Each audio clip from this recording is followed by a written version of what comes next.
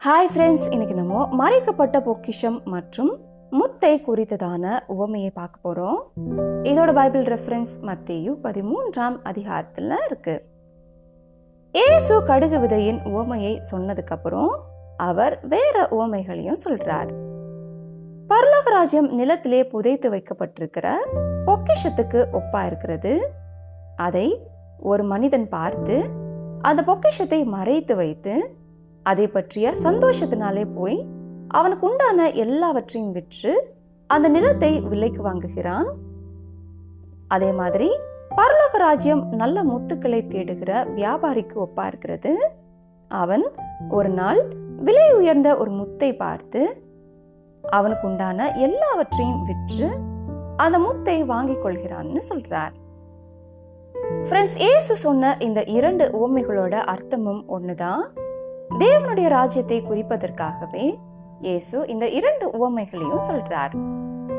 இந்த உவமையில நம்ம பார்த்த அந்த பொக்கிஷமும் விலை உயர்ந்த முத்தும் ஆண்டவராகிய இயேசு கிறிஸ்துவையும் அவர் கொடுக்கிற விலையேறப்பட்ட ரட்சிப்பையும் குறிக்குது.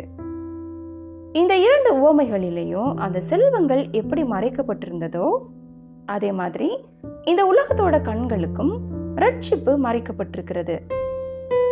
இந்த உலக செல்வங்கள் வெறும் தற்காலிகமானதுதான். ஆனா இயேசு கொடுக்கிற ரட்சிப்பு மட்டுமே நித்தியமானது.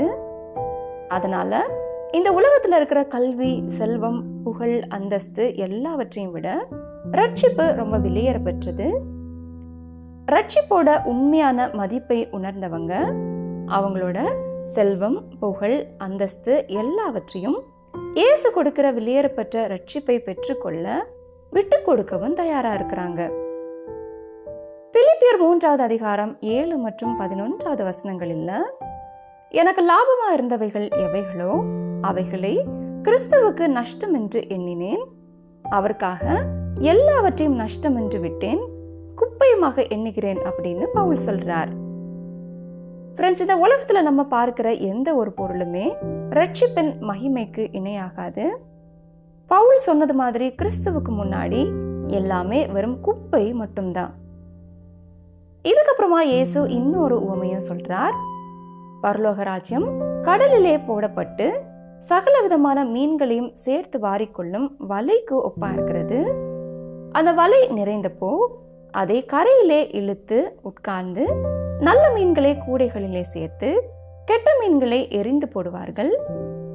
இப்படியே உலகத்தின் முடிவிலே நடக்கும்.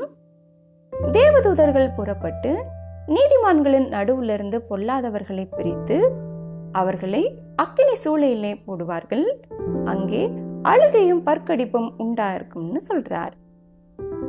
ஃப்ரெண்ட்ஸ், இந்த அதிகாரத்துல சொல்லப்பட்டிருக்கிற எல்லா உவமைகளுமே தேவனுடைய ராஜ்யத்தின் முக்கியத்துவமும் அதுல யார் பங்கடைவாங்க என்கிறதையும் தேவனுடைய ராஜ்யத்துல பங்கடையாத ஜனங்களோட நியாய தீர்ப்பையும் குறித்து தெளிவா சொல்லுது. ஃப்ரெண்ட்ஸ், தேவனோட ராஜ்யத்துல பங்கடைகிறது மாதிரியான ஒரு மிகப்பெரிய ஆசீர்வாதம் இந்த உலகத்துல வேற எதுவும் இல்லை. நம்ம ஒவ்வொருத்தரும் ரட்சிப்போட முக்கியத்துவத்தை உணர்ந்து தேவனுடைய ராஜ்யத்துல பங்கடைய பிரயாசப்படணும். ஓகே ஃப்ரெண்ட்ஸ், மீண்டும் அடுத்த பைபிள் ஸ்டோரியில சந்திக்கலாம். Bye friends.